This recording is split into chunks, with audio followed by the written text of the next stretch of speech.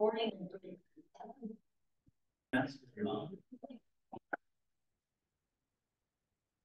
Morning. This is the Personnel Finance Committee, Thursday, March 7th at 9:02. We're going to commence by calling the meeting to order and to adopt the agenda, and then we'll get to public comments. Don. I move to adopt the agenda. Second.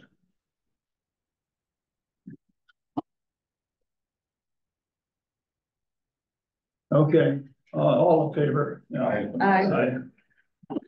I will. Yeah. Okay, we're doing minutes, which the approval of minutes, different dates. Dave? So move. Second. Thank you, Mr. Bender. Vote? Aye. Any corrections at all from Betsy? No, I'm just gonna say abstain. Betsy abstains. See? Any corrections? Okay, you want to vote? Aye. Aye. That's a 4-0. Betsy abstains.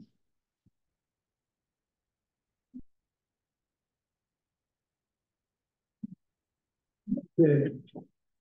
We got our finance director, Paul, has got some things that he wants to go over with regard to the general fund, the CIP report. Yeah, public comments first. We can do public comments. I'm sorry. That was number Skip past it. Yeah. Skip past it. So we'll go with public comments. Thank you, Mr. Chairman. Pleasure to address our P&F committee. I rarely get the opportunity because of no C committee at the same time. So Charles. it is my pleasure. Should I introduce myself? Please introduce yourself and give us your address. Okay, my name is Chuck Pry. I'm vice chair of the county board. My address is 4814 County Road GG, Oshkosh, Wisconsin. Okay. On your agenda, you have number 17 identified, resolution approval of the Winnebago County Fund Reserve Policy. And this policy, of course, has been controversial, I'll use that term, since it was initiated several years ago. But due to the fact that we have the policy in place, now is our opportunity as a board and your opportunity as a committee to make corrections or amendments to the proposed policy. If you do have your copy, I'm referring to the document dated February 2024. I'll give you a minute to locate that. And if you were to look at page 4,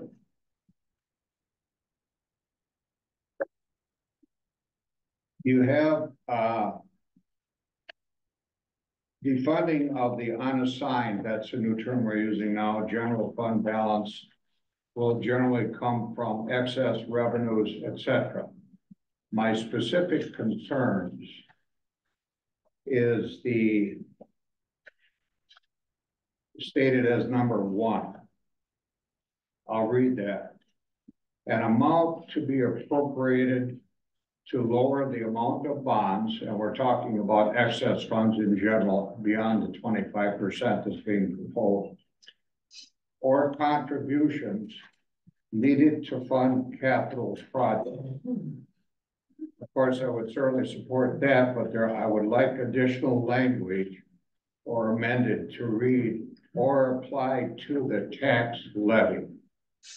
I believe it's important that we as a board and you as a committee have the option to apply excess funds to lower the levy, especially during the budget process. And hopefully this language helps ensure that. In addition, we have the new number 3, which is to establish a budget stabilization fund. I don't think that's necessary. I simply think that would be another avenue to put money into another fund, leaving less money available to the taxpayers. I think we need to remember this fund was created because of overtaxation. And it is one way to return the funds back to the taxpayers. Thank you for the opportunity. Thank you for your comments. Thank you, Mr. Chairman. So what is the wording again, I've got it here. okay, Okay. You have it? The wording? Or applied to the tax levy. Yes. That would be on number one. And deletion of number 3. Well, when we get to that point, we'll talk about that. Okay. Okay. Thank you for your comments. You're welcome. Thank you. Okay. Any other comments coming from inside here? Excuse me, boys. Anybody want to speak up or have something to say? Come forward. Okay. Do we have anybody on Zoom? Yeah.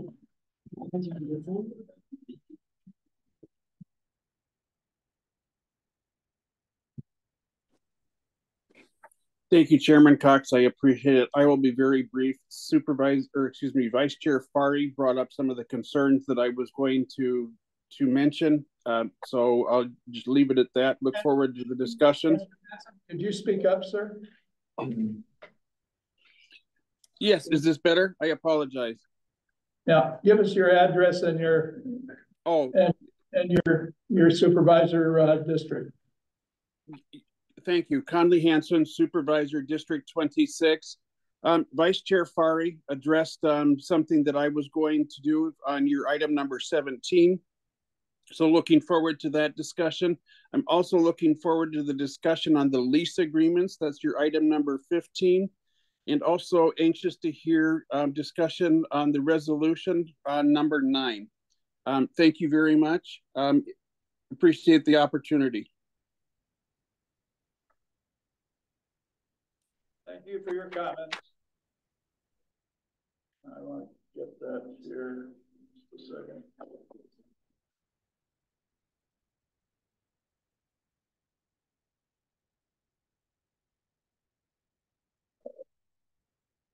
Since we have no further comments on Zoom, correct? No further comments on Zoom and no further comments in here. We'll close that item on the agenda and move forward to the general fund, CIP report and the general policy update. We have the policy on our desk, so I don't know that you need to update us right now. I'll just go on the capital projects. I gave you the sheet in front of you. The main one I got was billing is almost complete for DHS elevators. That's been up and running according to Mike Elder for a couple months. I did just receive a phone call this morning from the airport that said they're complete with the T hangers. All is left is the billing and the sign off from the our final bill from them.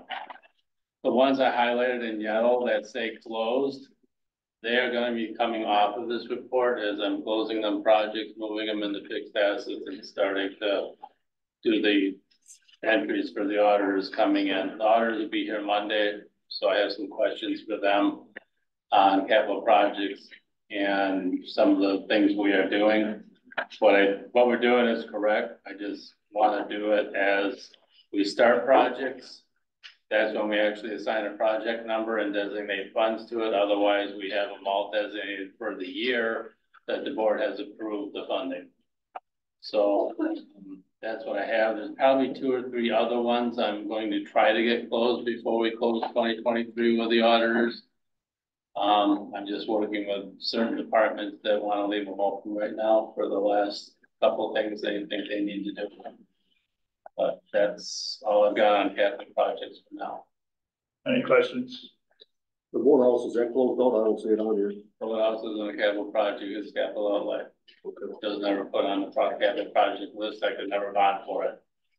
So that's something I'm also trying to change, as we'll see with the one resolution coming up today is I want to be able to bond if I have bond proceeds to use up. So, but it's probably not paid for because the door's not on yet. It's not 100% paid for, it's maybe 50%, I think we paid on that so far.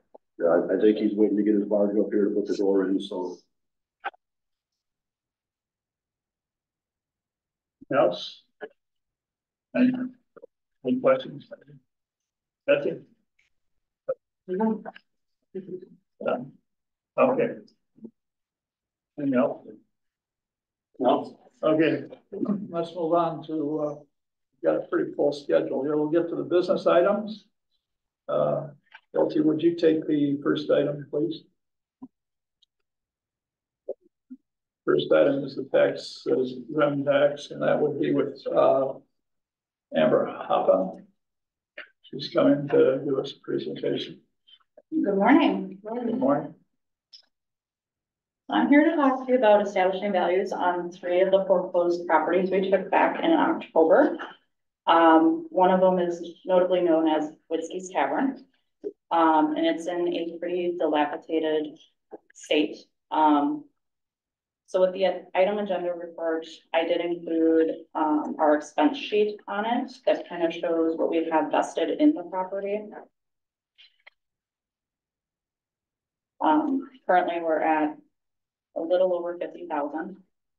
This does not include any costs that have come up since, because I do get monthly water bills, stormwater bills. Does not take into consideration any of the costs associated with publication or the sale of the property. There is 2 holes in the ceiling, or in the roof, I should say, that are going through to the main floor of the bar. There's a ton of black mold in the property.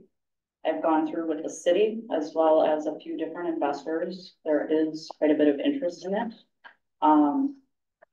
So I took all of this into consideration when coming up with the starting bid at 75,000, just due to the fact that it's going to have to be completely redone.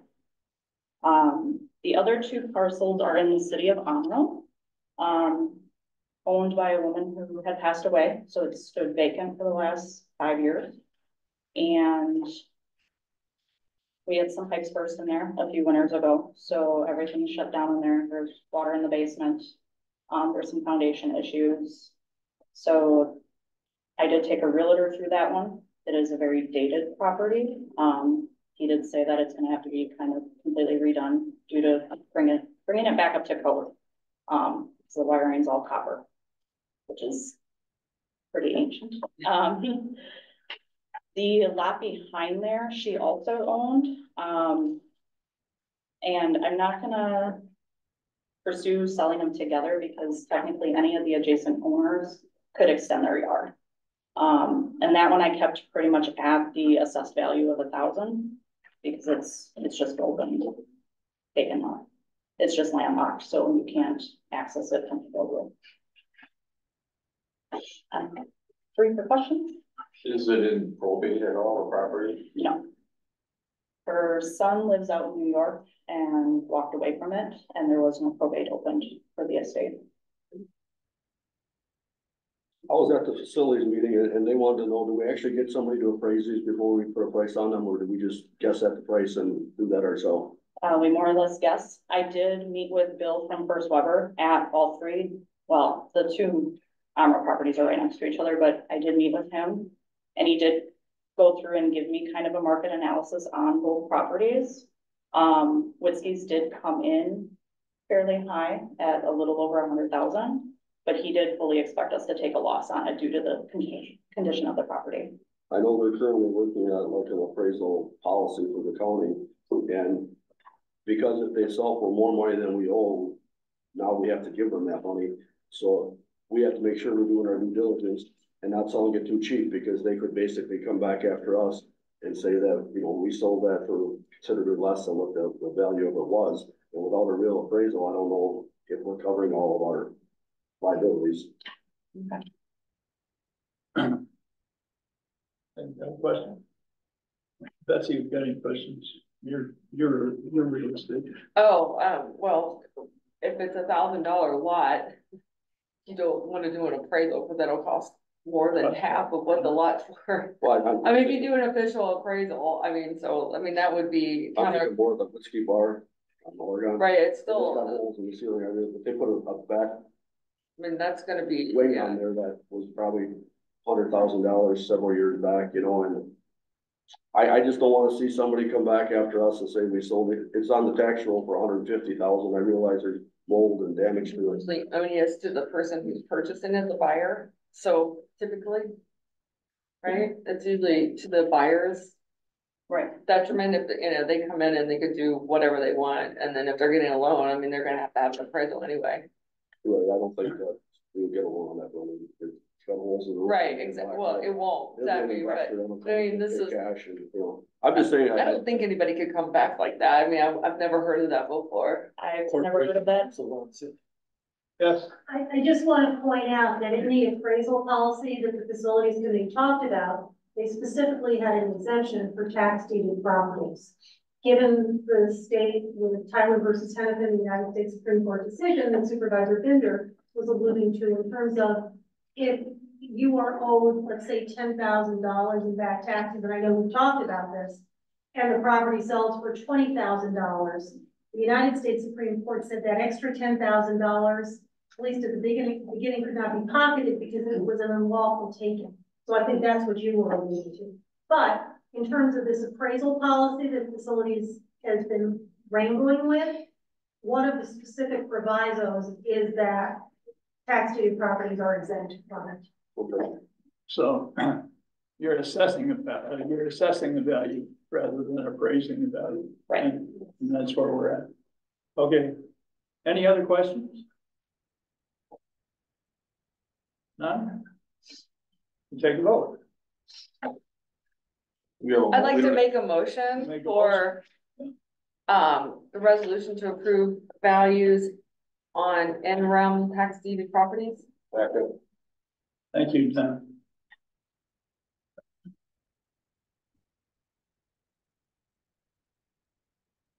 Now we'll take a vote. Aye. Aye. 5-0. Thank you. Thank you. Have a good day.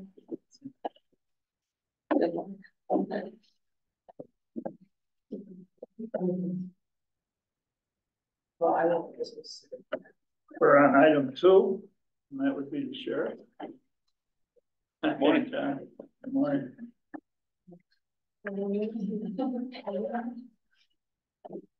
Okay, this item 2, Steve, is the resolution authorizing the sheriff to accept an in-kind donation from Thomas and Penny Cardberg for the K9 unit. You want to explain a little bit on it? Sure. This is the third canine that they will have purchased a replacement for. They've been supporters of our canine program. Obviously, it saves tax dollars. We do have a canine fund as well at the area community foundation, which covers the cost of vet bills and food and those types of things, and housing when they're kenneling when the handler is gone. So really the cost of the program is picked up by donations to include the exceptional donations that they have given. We got a motion to get the discussion on the board. I'll make a motion to accept the donation from Thomas and Penny Herrenberg for the additional K9 equipment training valued at $17,000. Thank you, Dave. Okay. Any questions at all? And to clarify, this is a replacement, not an additional. So we're retiring one of our dogs who has been with us almost 11 years. Okay, good. About that, I've talked to a police officer in Neenah, and they had a dog with them for years while they were on. Is it true that when the person retires, the dog has to retire with them because of the loyalty between I was just a curious question. Yes, we give the dog to the handler for $1. And there are more than just the relationship that they've created. We don't want a dog with that kind of training out in the public where it would be either purchased or given to someone else. They are highly trained and extremely obedient, but certainly not something which, and that's the standard throughout the country, actually. I was surprised when I heard that. I just found that very interesting Yeah. and I thought that was a wonderful way to do it. So thank Yes. you. We can switch handlers. We've done that before where somebody either gets promoted or whatever it might be, but we can switch handlers, but once they retire, that's becomes the previous handler's property for $1. And it makes perfect sense, I think. I do. I'd like to vote on the resolution, please. Aye. Aye. Aye, that's 5-0. Chairman Cox, Yes, just for clarification, the vote required for passage was not listed as majority of members present.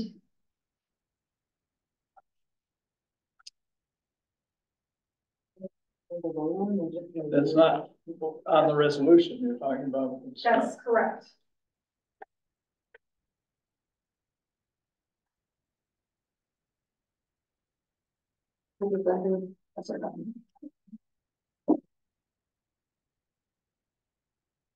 Because it's under a certain amount? Excuse me? Is it because it's under a certain amount? No, because this is not in terms of the grant and getting the money for a specific thing. This is in terms of an implementation. So if it's not specified, it's majority of members present. And unfortunately, I was on vacation and I guess this went through without these things. Yes, we've got a couple of them like that in here. If you've taken a look at the packet, Mary Ann, Yeah. so. We have a second issue, 3, resolution authorizing the sheriff to accept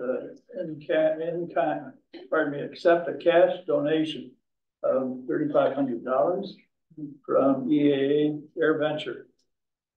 And you want to explain? Yes, and this is part of the fund that I talked about that is kept at the Oshkosh Area Community Foundation. The Air Venture had a 5K and all the money that was raised during that is going to our K-9 fund. Okay. That's you wanna, Is that one of those things also that we're just here? Mary Ann? this is a budget. It's just listed. Okay. This is a budget request. Okay, so, I'd like to move the resolution to authorize to accept cash donation $3,500. And the budget transfer, the budget amendment that goes with it. Okay. A second on that? Second. Thanks, Steve. Vote? Aye. Aye. 5-0. Okay, we have a third here, Sheriff. Well, I got lucky today. This resolution is the authorization of Winnebago County to apply for and accept expended funds of the $990,000 from the United States Department of Justice for the purchase of 3 ice rescue airboats. Can I get a motion to amend or motion to approve? Second. Okay, thanks, Don. You want to give us a little on that? Yes, so this is congressional direct spending that was actually delayed due to the current federal budget and it getting just approved for a period of 60 days or whatever at a time. The House just approved this part of the budget yesterday. So we anticipate that it will go to the Senate and then to the president very soon, probably by next week, I would imagine. And we have already have an RFP out for the 3 boats. All of our boats are 20+ years old. They take an extreme beating during the winter months when we do ice rescues. As you recall, the presentation on what we had, I believe, in 2021 or 22, I can't remember, where 25 people were saved from the ice between Poygan, Butamore, and Winnebago. So that was when we had the snow squall. Horrendous. And there was damage that was done to the boats that was significant. We recently had one of the boats go down. It's an unknown amount of repair, somewhere around $20,000. We opted not to repair it and lease a boat, which is now coming at the end of the lease. Now this year I'm not sure if it's an anomaly based on what we had for ice conditions and the warm weather. But obviously we have to be prepared with the amount of waterways that we have. This will allow us to replace all of our boats. This is not a match. This is a full purchase amount for 3 new boats. We'll be fine for the next 20 years. You've got a short season this year. We did. You got lucky. Let's not talk about it. Right. We'll end up with Yeah. Arctic freeze. April 15th had a big blizzard 3 years ago, 4 years, 5 years ago. Okay. We've got a motion and we've got a second. We get a vote. Aye. Aye. That's a 5-0. Thank you. Thank you. I'd just like to pass it on to your staff, that we're grateful that they put in for that money, because if we would have got it from the federal government, it was gonna come from our taxpayers. Yes, it would have been a capital. We do have it in the capital outlay. So once this is done, we'll remove that. Yeah. It still might happen if Great they news. sign. Yeah. I mean, obviously, I don't wanna, I'm probably counting on Fingers up. this patch, but thank you. Thank you. Okay. Item 5. Resolution approving 51,000 for our budget amendment. Approving 51,000 for the Winnebago medical examiners expenses of 3. Hi, Cheryl. How you doing? Good. Okay, you want to give us some? Absolutely. Once again, I'm over budget this year, and it's in the same 3 categories that it's been the last 2 years. In the toxicology, the autopsy, and the transportation. Autopsies obviously went up along with our overdoses. So those needed to be autopsy, toxicology. Some of the testing had gone up, plus there was additional expanded testing that needed to be completed because of some of the new substances that are coming in. We had the 4 aviation deaths, which is more testing, x-rays, full body x-rays, things like that. Transportation and storage were still in the same situation, which is hoping to be changed. I'm told we're going to break ground in April with a completion of November. Good. Good. We got somebody that wants to bring that motion on the floor, please. I will. Go ahead. I move for the resolution approving 51,000 budget amended for the ME office. Second. Thank you, Betsy. You got a vote? Or what? Aye. Okay. Aye. We got 5 votes. 5 ayes. Thank you very much. Whole discussion on that. Okay, Adam.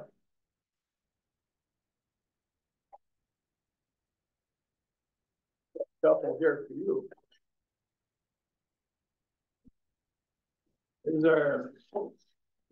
These are budget amendments. Both of them. The first one is for the purchase of the disc golf baskets, and the second one is for the cameras for Grumman. Let us know. You want me to do both or one at a time? We'll start with the baskets real quick. So we have 36 disc golf baskets in the community park, 36 hole course.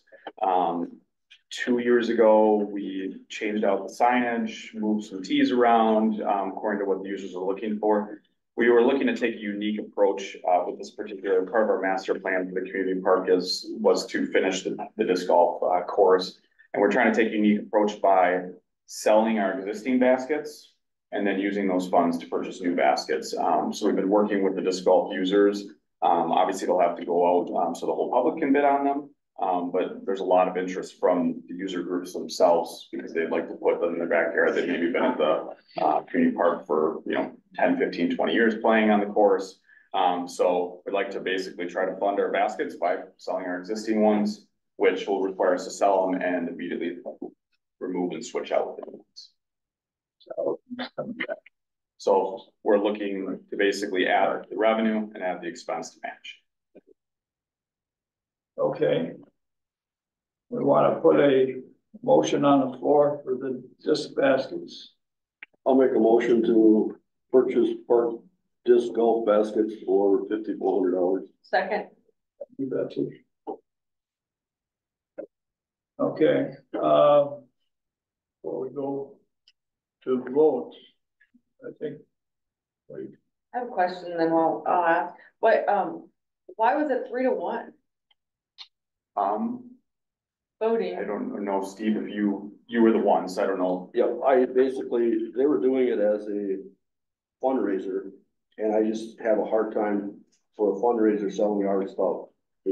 A fundraiser is like a brat sale, a candy bar sale. If we sell the baskets, the money should have just came back to the parks. It's just, way they started doing a fundraiser selling our baskets, I just don't quite get how it goes. It's not really a fundraiser, they're selling our product. It'd be like buying a new desk and somebody saying, well, we'll sell your desk and get your money back for you. I'm not opposed to buying the baskets, but I'm opposed to them saying they're doing a fundraiser for the parks, selling our baskets. Is it a fundraiser? Well, and just to clarify, we are selling baskets. So it's our property, we're gonna sell it on, Wisconsin surplus, or basically our surplus. Like we normally do, Yeah, right? correct. Right, well, We when you presented it, you said it was a fundraiser. Correct, because we coordinated with the disc golf users to make sure there's an interest out there to purchase them, to get an idea of how much they would buy them for, to see if it's feasible to then match. Can I get an assessment for the price of a Correct. basket? Okay. We didn't want to put them out there, they sell for $20 a basket. But I don't think it's a fundraiser that's not what it actually is anymore, so. Right, and I voted for it, and I agree, but I don't think that a fundraiser selling our product is a fundraiser. Okay, anything else? We got enough people, we can pull it with all He's coming back, I can hear the door. No, it was for the front door. Oh, gee, okay, we're gonna vote short one, yeah, that's it, okay. Vote. Aye. Aye. 4-0. Okay, that's. Item 1 for Adam. With the Grumman both cameras. So this request is, when we did the Grumman boat landing project, we did not have cameras in the project. We did account for conduit underneath the asphalt to the large parking lot, so that way we don't have to cut into it in the future. We were hoping typically about a 5% contingency on a construction project. It did come in with only 2%, so we had 41,000. We did have a few change orders that were more vital that we needed to make when it came to the landing. So we don't have enough funds to purchase cameras. So we had the conduit, but we need the cameras, the cabling. Facilities is going to run the cable. And then the contract, basically all the way up the pole, and the contractor will install the cameras. So there's some long runs on this particular for the cabling, about 200-300 feet. So that's why the cost is a little bit higher, but it'll include a license plate camera, the computer system inside the bathroom, so that way we can access the cameras and the cameras by the launch and by the bathroom shelter area. Is that fiber or is that? No, it is. So we would have pulled fiber all the way from County A. And we thought this was more of a cost-effective approach. So we're using Cat 6. Okay, and that's protected? Yeah, it's in its own conduit. It does? Yeah. Okay. The move to approve the contingency fund use for the cameras for Grumman boat landing for 18,000. Thank you, Betsy. Second on that? Second. Steve? Okay, the four of us are still here. I, I, I have a comment. Yes, sir. The reason I didn't vote for this is because I think we need cameras in County Park. Like if you look at where the green pavilion is, there's donuts all spawned in that parking lot all over. They're tearing the grass up. I agree we need the cameras out at the Gunman Bowl Landing, but we need to get cameras in County Park. They're damaging the soccer fields. I mean, we're gonna spend almost $500,000 repairing soccer fields, and they go out there and they spin donuts in the soccer fields, and we have to make repairs. You know, it's necessary when we do the parks to get some cameras out there so we can catch those people. I mean, we had that parking lot done and we had it restriped, and you go out there, there's black rubber spinning donuts all over in that parking lot. You know, it doesn't look good for the community. Where you see people, they know when you see a circle that somebody's in there burning up their tires. You know, I'd like to see cameras in the park. what does that have to do with this one? Hold on a second. I don't understand. Hold on a second. Hold on a second. It's just making a comment. We're gonna leave it at that. Yep. Okay? All right. And we'll have a full vote. Everybody voting? Yep. You're voting for it? I vote for it. Okay, 4-0. Thank you. Thank you, Adam.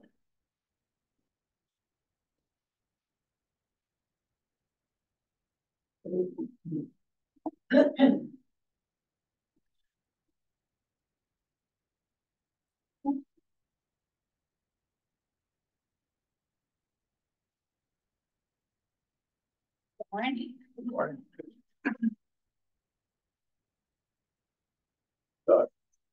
Morning. I'd like to introduce Ashley Gramlow. Ashley is one of our public health supervisors. This is a project that is within her division, and I asked her to come today to answer any questions and to get a little experience presenting to TNF. Thank you. So what I have before you is a grant through the AHW, which is a part of the Medical College of Wisconsin. It's $50,000. Our role is really as pass-through. It's a partnership with community partners, and the two primary pieces of the project that they'll be carrying through is to host eCPR, emotional CPR training, which is training folks in the public to be able to respond to emotional needs of their peers, their colleagues, those sorts of things. So those are 2-day, full day trainings. They'll be held 4 times throughout 2024, free and open to the community. The second part of the project is to host these pop-up community living room spaces. It's a non-clinical, kind of casual place for people to come and connect and get their social support needs met. So the focus is really on connection and the belief that connection is prevention. It is not duplicative of any other services that we have here in the county, and really meant to be complementary to all of the other things that are happening in the county and specifically in our human services department. Do we want to get this on the floor? I'd like to move to approve the resolution approving 500. I mean, 50,000 from the advancing of a healthier AHW. Second. Thank you, Steve. Okay, and this is a budget amendment coming from an endowment fund. correct. So, Chairman, this would be a 2/3 vote. It should have been a 2/3 vote on here, yeah.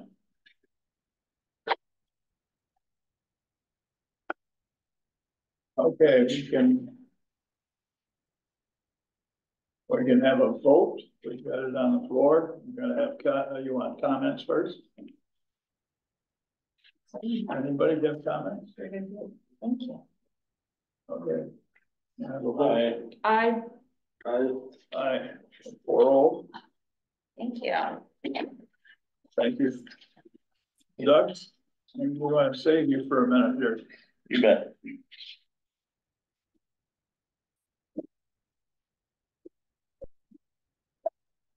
So your next item is a transfer from the public health reserve to fund a data exchange pilot project. It's a tri-county project. You have a presentation at a special orders meeting regarding this. This is a budget amendment as well. And Right, but this difference is you're not accepting a grant, you are providing a grant. yeah, So therefore, the 2/3 is not applicable because we're not accepting a grant. This is by majority. Correct.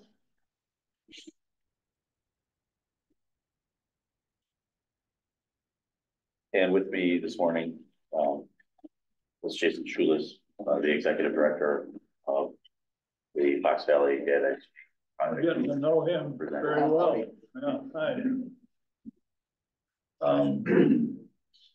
Give us just a little rundown on what type of data program that you're going to be installing.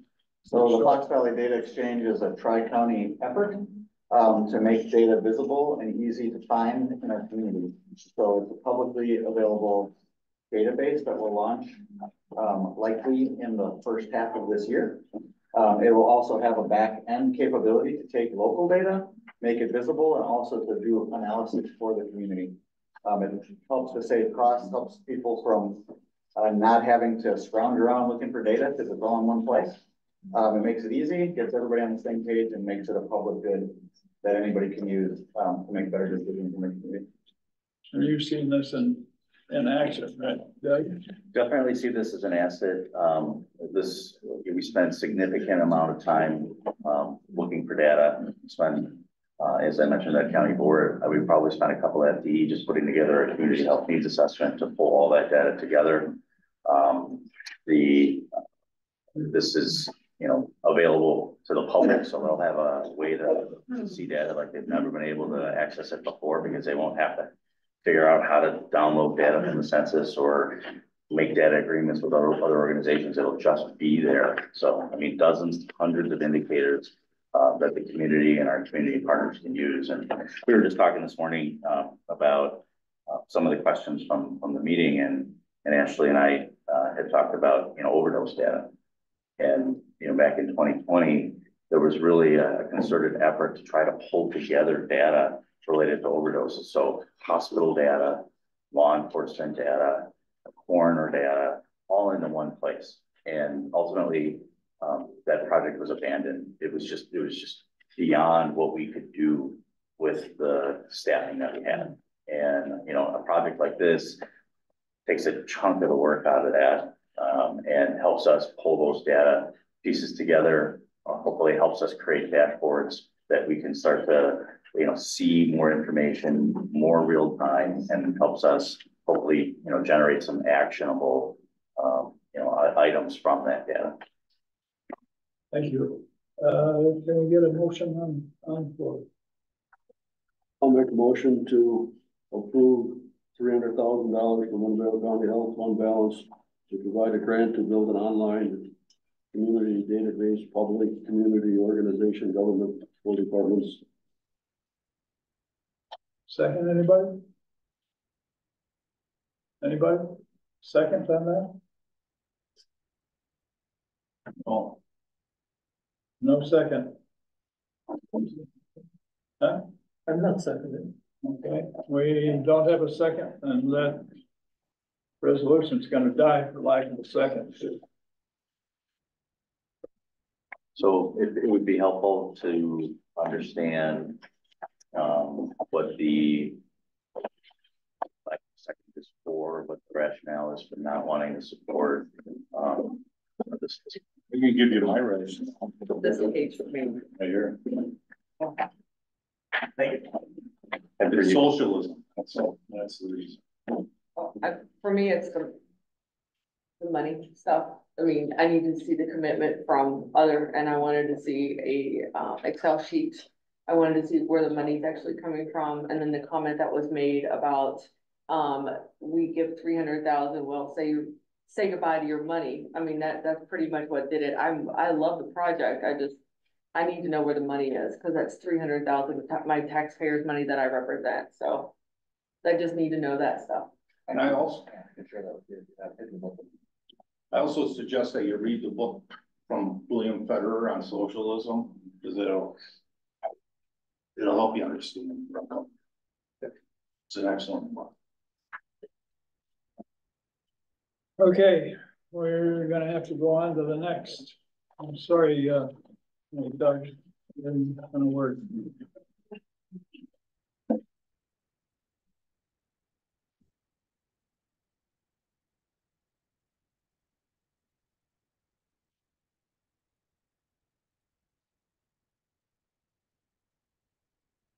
Okay, Paul, I'm gonna need you for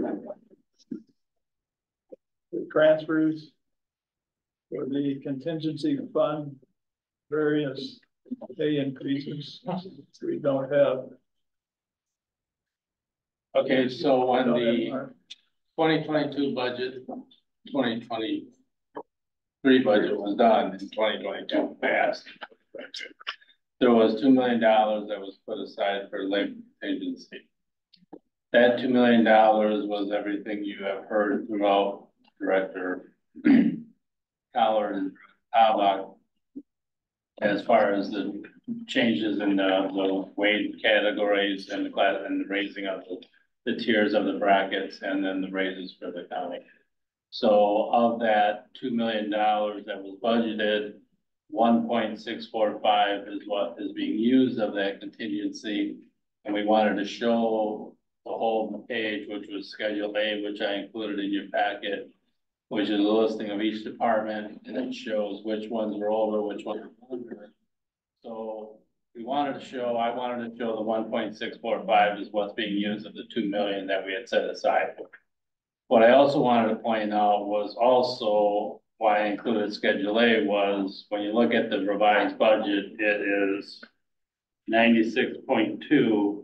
What we actually spent is 92.4. So when you're looking at actuals, we're 3.8 under what we budgeted. But when you look at the contingency fund we put aside of 2 million, we use 1.6. Of that 3.8, majority of it is part year.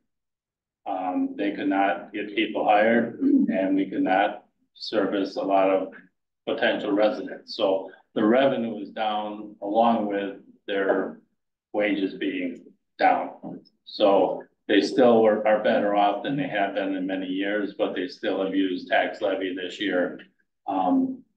They're over budget, but they're still not self-sustaining.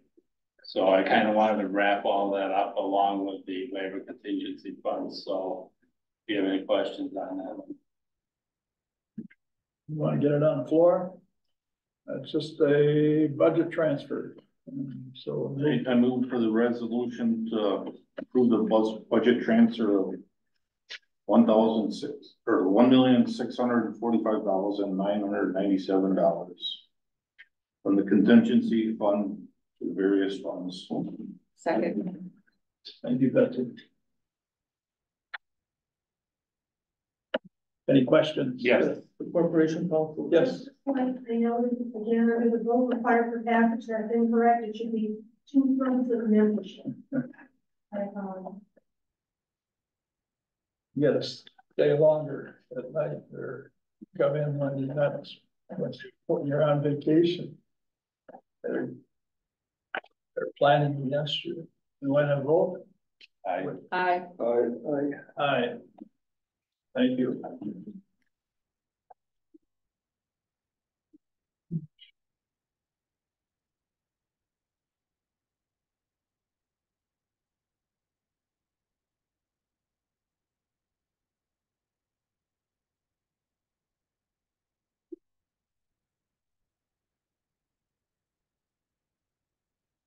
Vote. Okay, we've got carryovers, type 1 and type 2. You want to explain a little bit about that? Type 1 carryovers are pretty much, they get carried over as a part of accounting finance for end of year to beginning of year.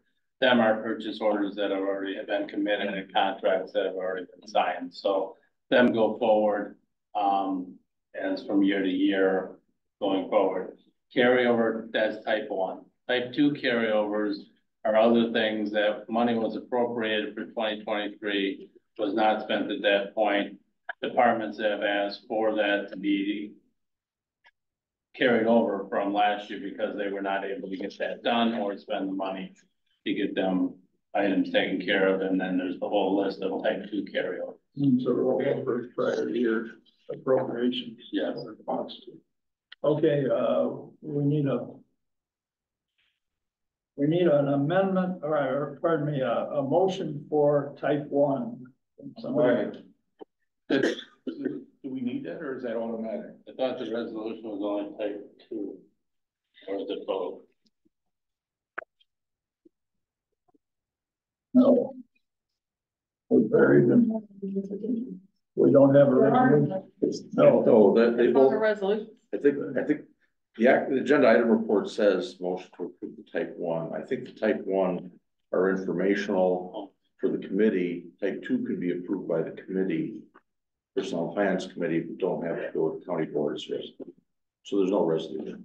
No, there isn't, but we do need to have it on the floor for any discussion. For type 2, yes. Type 2? Type 1 is discussion for type 2 for the motion. Okay, so for type 2, we want a motion to get it on the floor. So moved. Second. Thank you. Supervisor Cox? No. That one sheet I gave you, I think was a type 2 that had a change to the account number. Yes. So move with the, change in the account number. Do I need to put that in there, or is that okay? Do you have that in front of you? Page 85, I think it is on the PowerPoint. It's the account number for stationery forms for the sheriff. And it's instead of 53001, it's 52001. Okay. Otherwise, everything is the same. Yes. So that is a friendly amendment. Sure. Accept it. Friendly amendment of the change. Of the change. Okay.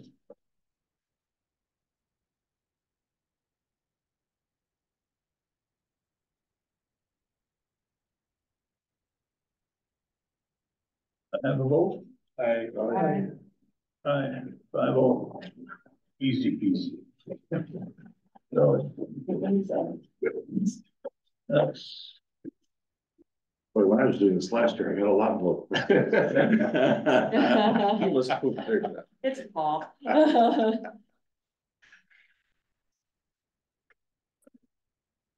So that gets us through items 11 and 12.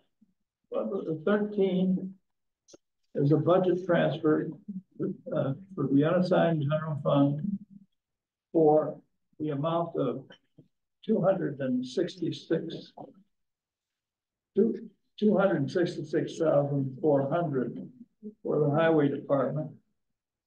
And we do have a budget transfer for that. And I don't know if he's got pictures. We got pictures. You do a picture. I have pictures. And where's the transfer? Yeah. There you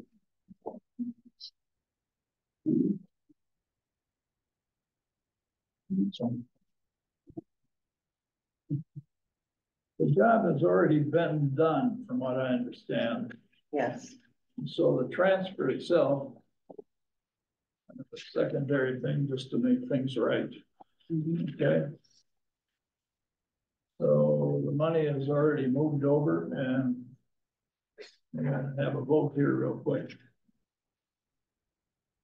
First part. Aye. Aye. That's a 5-0. You didn't have to say anything. Thank you very much. Easy peasy. Right. Yeah, there you go.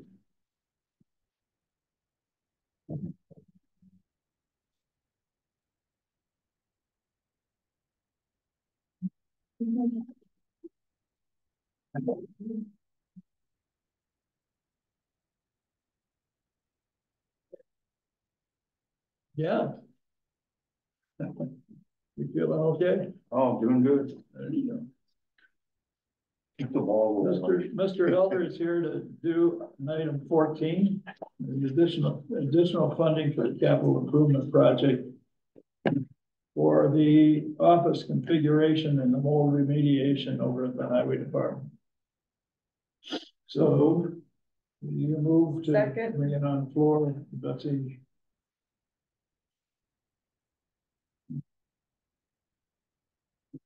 Thank you, Betsy. All right, this is a budget amendment. We've got the amendment in our hands, but we also have with it a resolution that's going to get this. I don't know, did Paul give you a copy of it? Yeah, I think I've got a copy of it. Yeah. Okay, that's a 2/3 vote when it comes to the floor. Right. Okay, it's been already told us, and it is for 205,000 to increase the building project. Actually, it brings the money from the current funds that you have there. Okay? Right. And it's like a change order of sorts. Go ahead. Go ahead. Sorry. And we went out for bid on this and we got 4 bidders and they were all higher than what we had anticipated for the cost of the building. So this is to hire the low bidder and continue the project going and take care of the problems out at the highway shop. We've been experiencing some strange things with bidding. I've got one project we're going out probably for our 3rd bid now. Because the first time we got no bidders, the second time the bid was significantly high. And we're changing the project now to see how we can get the work done within the budget. Good. Can we get a motion and bring it on the floor so we can keep that in? Just, We did. Do we? yes, we did. I'm sorry about that. Oh, no, no problem. Give us a blessing. Give us the votes. Need the votes. Aye. Mr. Chairman, It's 5. we had a adjustment potentially to the resolution though. Pardon me? We wanted to change the resolution or amend it. Oh, yeah. That PG handed us. Oh, I'm And sorry. then Mary Ann and Mike had some better wording on that. All right. Why don't we take a look at the now thereafter be it resolved? At the bottom, there was some language used and we're going to cross it off. Leave the regular, the current language on there, the language at line number 23 to include or prior bond issue. Okay, so it would be by a, will be later reimbursed by a subsequent or prior bond issue on that. And then the additional scribbles on that on line 24 we're no longer using. Okay. And the vote is 2/3. Pardon me? The vote is 2/3. Yeah, the vote is 2/3.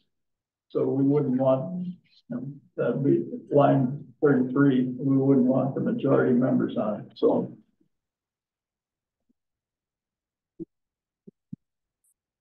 Vote or comment? But, pardon? Am I voting or commenting? We would probably need to amend this resolution before voting on it. Did you? Did I do the so moved? Was it me? I was the second. Who was the original? Dave. Dave? So do you want to do a friendly amendment that it's for this and then we have to re-vote? Is that how it works? I don't know, just make a friendly amendment and we'll have the thing. I'd like to make a friendly amendment. The friendly amendment will have 4 prior bond issue on line 20. And 2/3 Membership. 2/3 the membership on line 33. And should that also be carried down to 28, line 28 also? Technically, that's not part of the resolution, so I can write that myself. Okay, okay, perfect. That's awesome. Okay, And I second that friendly resolution. I don't know if I have, or friendly amendment. I don't think I have to, but if I'm gonna do it anyway. thank you. Now we get the revote. Now for the vote. Aye. Aye. 5-0.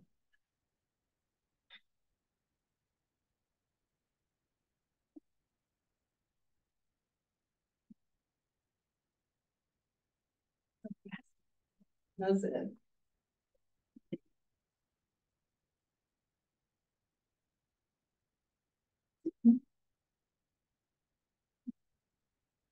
Okay, and we have number 15, 16. This would be Mike, you have a question? Oh, no, I was just gonna stay here if you had questions about number 15. Number 15, we're pulling, and we won't be putting it back on the schedule till our next meeting. Okay. So that will come off. Number 16.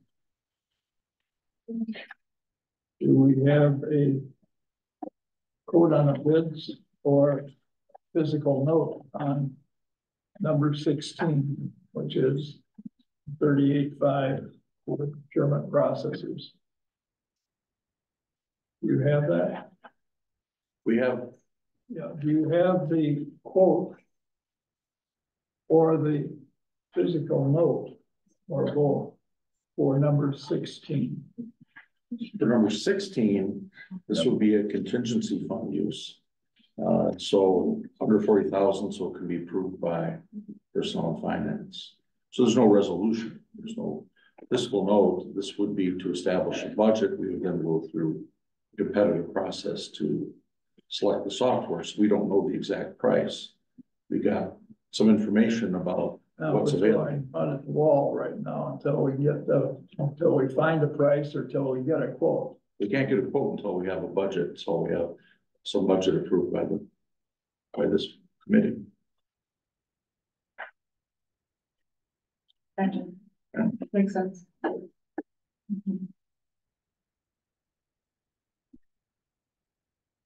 Could you just, Elizabeth, could you move to carry it forward? For this, Could you just move now? I can move that, yeah. Wait a second, before we do that, we're pulling 15, okay? And we're pulling 15 to carry it over to the next meeting. All right, just so we know where we're at. Number 16 is a subscription and implementation of costs of software to improve the procurement process of 38,500. That's supposed to come from a contingency. In other words, we're supposed to provide that without a bid, okay? And without knowing, the actual cost of the software. We're just gonna put that money out there. And that's why I'm asking Mike to give us a bid or get us a quote in order to put that out there. Otherwise, I'm gonna pull it, period. Okay? And You we'll just wait. said he got a good idea what the cost is. Yeah.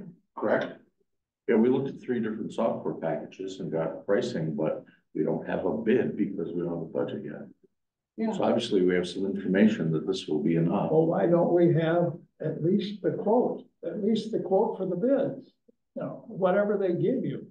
It's not a formal quote, since we don't have any budget yet. This is not unusual, is it? No. No, I didn't think so.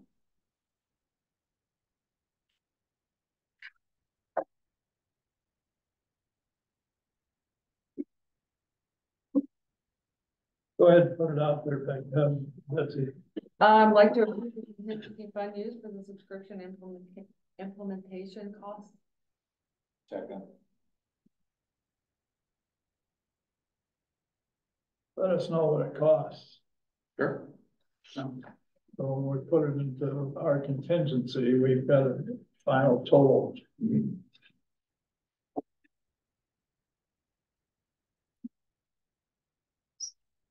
So where are we at with Betsy's? We're gonna vote on that. All right. Aye. Aye.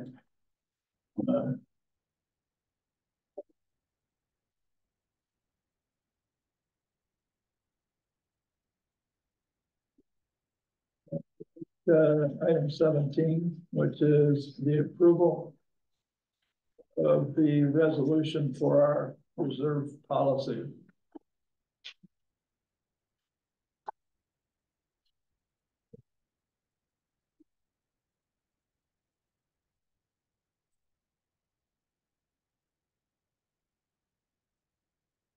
Okay.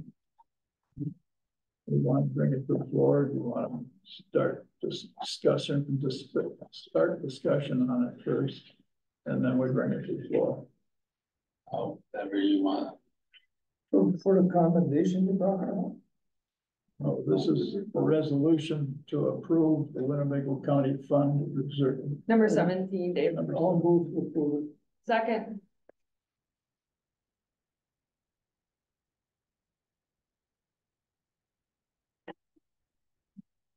You want to explain it or?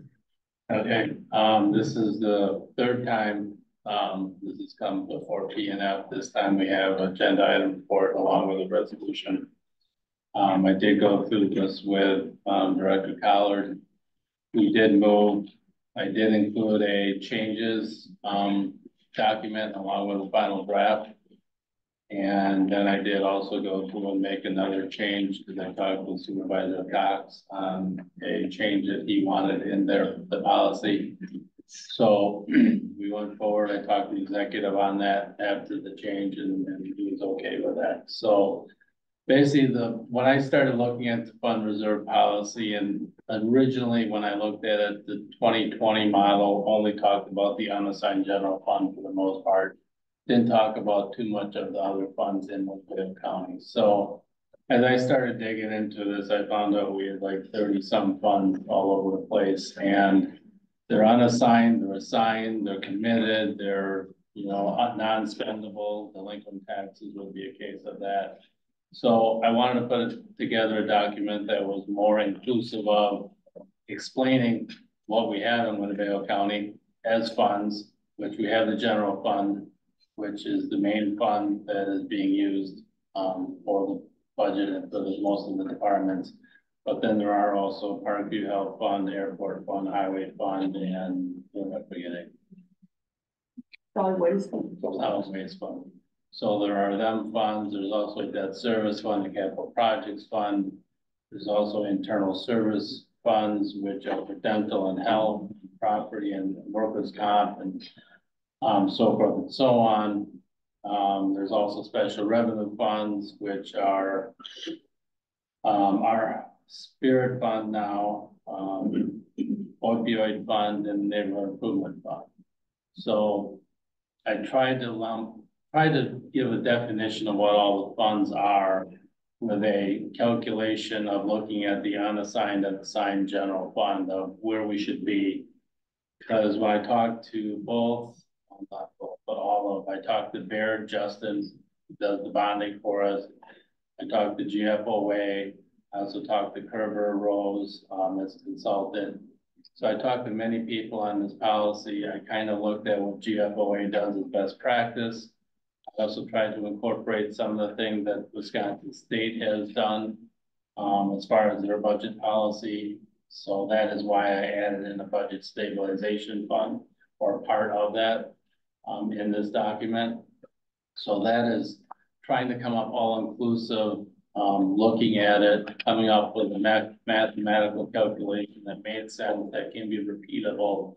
The other one seemed a little ambiguous when I asked 3 different people and I had 3 different answers for what should be included, what should not be included doing the calculation. So I think it's a little bit clear of this is what's in there. This is your numerator and denominator. Now that Director Colliver showed that I had them backwards a bit originally. So, that basically sums up, and I'm trying to get the policy in place, and this is the first policy I've tried to write for the county, and it's taken much longer than I thought it would. It's the last one too? I hope not. How are your feelings about the budget stabilization fund in that title? I like it in there because when I look back, and I don't know if it's gonna be a shock, or I'm gonna open up a can of worms, but as most of you have learned, I basically say what it is. Throughout the last several years and even before the current county executive, the unassigned general fund was used as a budget stabilization tool, even though it was put in the budget where it wasn't seen by maybe some people. Others might have known that it was in there, but it was in there. It was a holder of money from the unassigned general fund. So in my opinion, it's a little more clear when you're designating it as budget stabilization tool and you're showing that, and you put that line item in the budget accordingly, it's a little more transparent. Was my only reason for including it in the policy. I think it looks like a marker, more or less, a placeholder. Don't go beyond this amount, or no. No, it goes back to the article you gave me. Yeah. In that pamphlet about what Wisconsin did with their budget and how they were very not ready for it. I mean, I am feeling very honored for Winnebago County that what I was handed is a very healthy county. Yeah. And I want to put more processes in place that can just be followed, and go forward.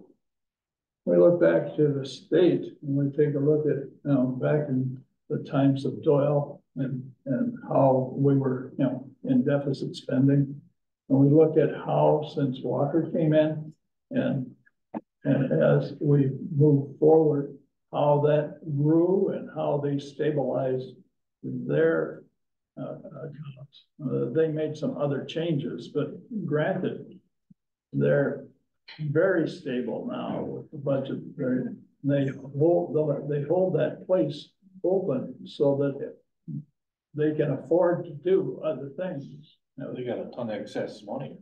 I realize that. And they also are sharing the profit share, or the sharing, the state sharing. Well, I know.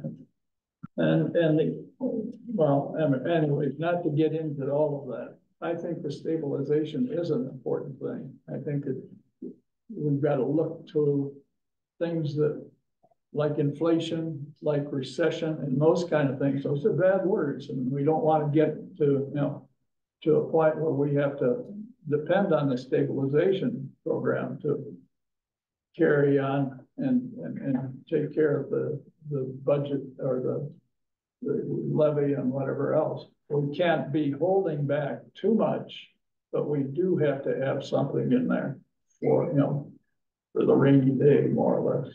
So I would say, you've done a great job with it. I don't really agree with some of the points that were made earlier, and pulling any of that out of there.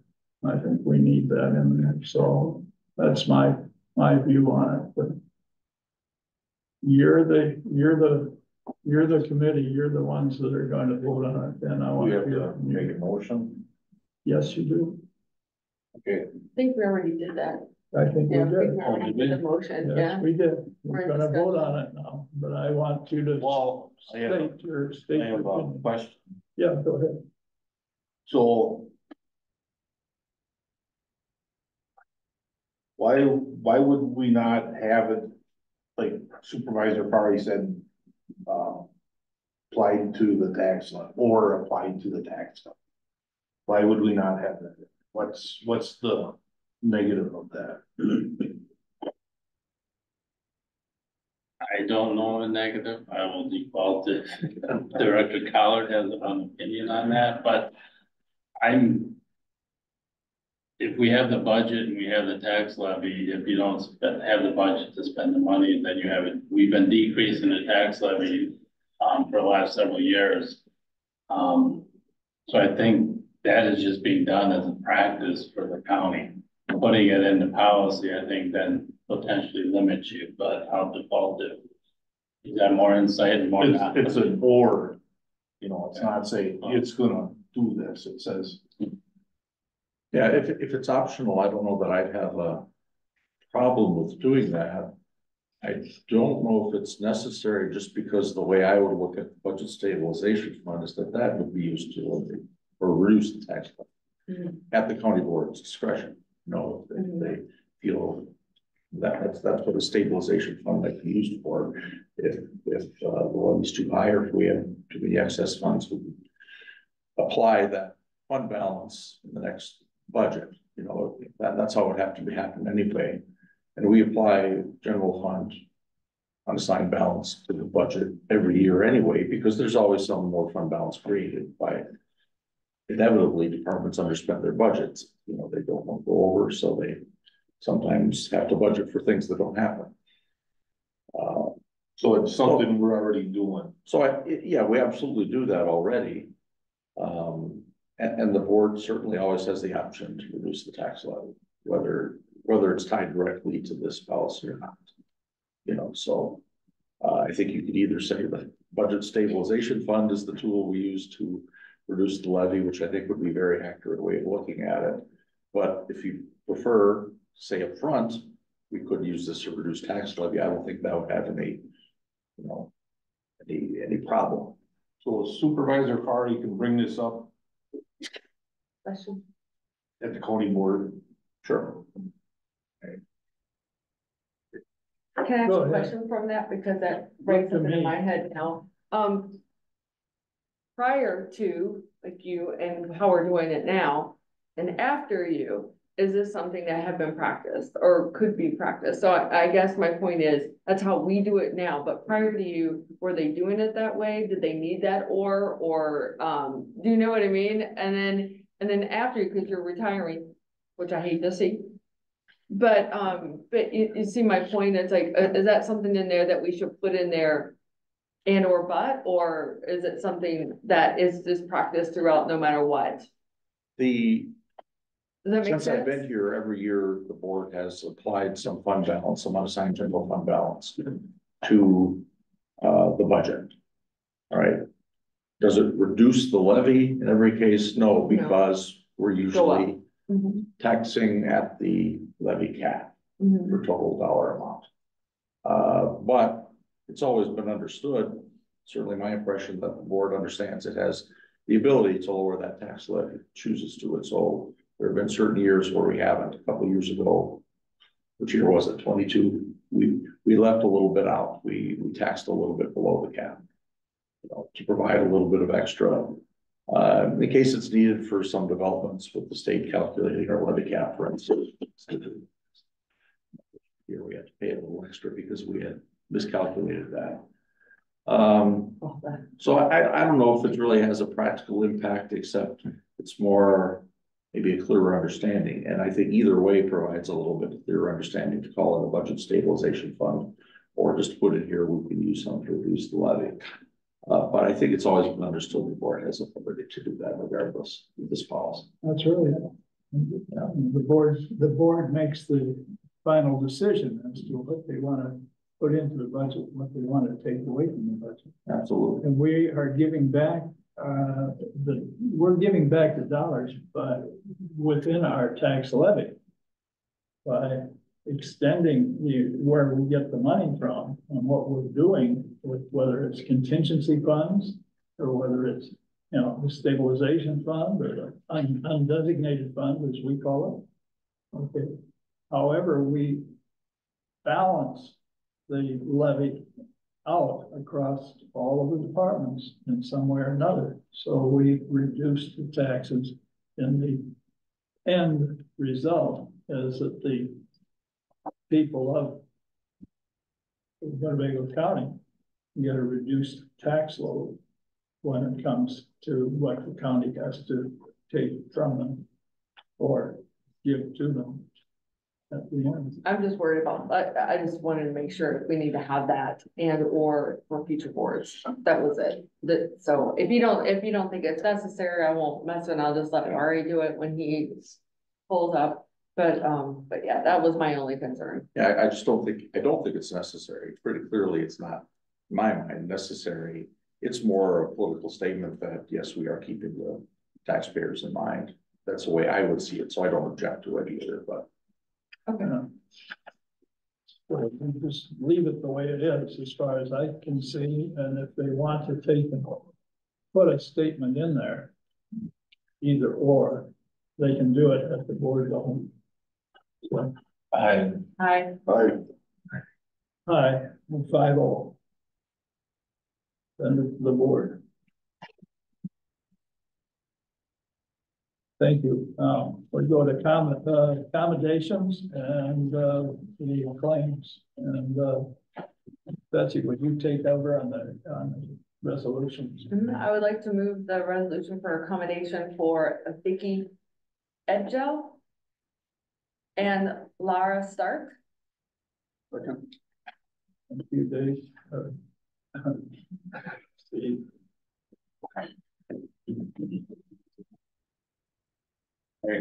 Aye. Aye. There's a 5-0 on that. Okay, Don, you want to take the resolutions on the claims? I move for resolution to do disallow claim for land bridge. Second.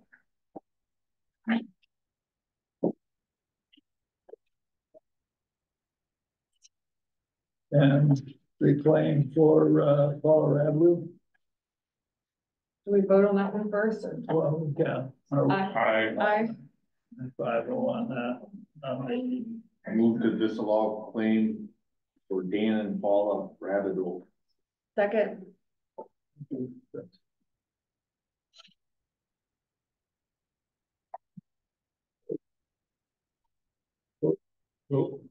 Aye. 5-0 on that. Next meeting date is going to be April 4th. And we don't have a room yet decided. You know where we're gonna park ourselves. This is gonna be for the election down here. So where do you want to put us?